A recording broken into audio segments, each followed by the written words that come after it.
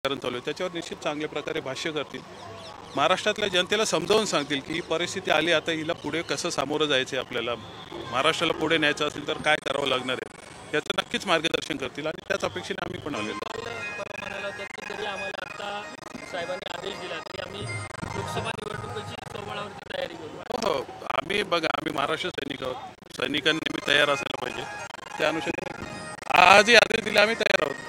तरी तुमच्या लोकसभा मतदारसंघामध्ये घुसमट म्हणता येणार का? ज्या पद्धतीनं राज ठाकरे हे अमित शहाना भेटून आले आणि जर आज निर्णय झाला तर भाजपसोबत जाण्याचा, तर मग पुढे तुमचं मतदारसंघामध्ये अस्तित्व कसं असणार? कारण की भाजप तुमच्या मतदारसंघामध्ये शिंदेच्या शिवसेनेला मदत करत आहे. नाही, पहिली गोष्ट, जर तर त्या गोष्टी आहेत त्यांच्याबद्दल काय बोलण्यात अर्थ नाही आहे. राहिला प्रश्न आमच्या मतदारसंघात अस्तित्वाचा, तर ज्यावेळेस त्याची गरज पडेल आम्ही आमचं अस्तित्व नक्की दाखवून देऊ. अर्थात बघा, आपण प्रभू रामचंद्रांना मानणारी माणसं आहोत, हिंदू आहोत. इथे भावनेपेक्षा कर्तव्य श्रेष्ठ असतो आणि आमचं कर्तव्य मान्य राजसाहेब आम्हाला दिशा देतील, त्या अनुषंगाने आम्ही चालू. स्वबळावर असेल तर तुम्ही कल्याणकडून तयारी आतापर्यंत स्वबळावरच आहोत आम्ही. आता असेल तरी कल्याण जे साहेब सांगतील त्याला हे तयार आहोत. साहेबांच्या या सगळ्या भूमिकेवरती पण प्रश्नचिन्ह जे आहेत ते निर्माण केले जातात. 2019ला जे राज ठाकरे काँग्रेस आणि राष्ट्रवादीच्या सोबत होते, लावरे तो व्हिडिओ बोलत होते आणि आता तेच राज ठाकरे केंद्रीय गृहमंत्री अमित शहाना भेटतात आणि त्यानंतर आपली भूमिका जी आहे ती लोकांसमोर जाहीर करतात. कोण बोलतोय? कोणाला बोलायचा अधिकार आहे का या बाबतीत? प्रत्येक जण आपापल्या सोयीचं राजकारण करतो आणि आमच्या राजसाहेबांनी भूमिका घेतली तर त्याच्याबद्दल बोलणार यांना काही अधिकार आहे का? पहिली गोष्ट. दुसरी गोष्ट, मान्य राजसाहेब हे त्या वेळेस त्या परिस्थितीवर भाष्य केलेले आहे, त्याप्रमाणे त्यांनी हे केलेलं आहे.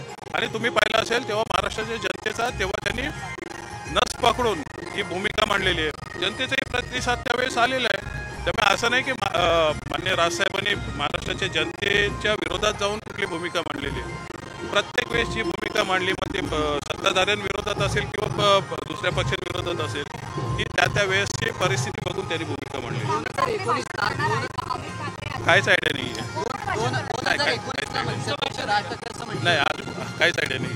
2019ला मनसेअध्यक्ष राज ठाकरे याच व्यासपीठावर म्हटलं होती की देशाचा पंतप्रधान अत्यंत घोटाळा आहे आणि आता पुन्हा एकदा भाजपची जवळी, हे कसं पाहत आहे? नाही, जवळ केली आपण ठरवू शकत नाही आहे आणि परिस्थिती बदलतच असते ना. तुम्ही 2019चं बोलता, 2014ला मान्य राजसाहेबांनी स्तुती केलीच होती ना. परिस्थिती होती त्यावेळेस. त्यामुळे जे काय भाष्य करतात ते परिस्थिती निरूप करतात, परंतु त्याचा विपर्यास केला जातो प्रत्येक वेळेस, कारण या सर्वांना मान्य राजसाहेबाची भीती आहे. पक्षवाढीसाठी पॉलिटिकल ऍडजस्टमेंट म्हणायचं का? नाही, आम्ही का आमचा पक्ष वाढवायचा नाही का?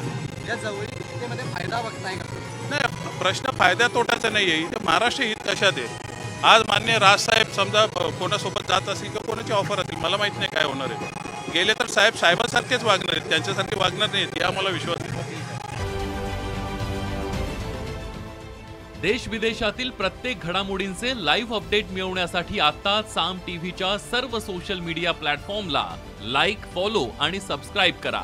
तसंच सर्व नोटिफिकेशनसाठी बेल आयकॉन प्रेस करायला विसरू नका.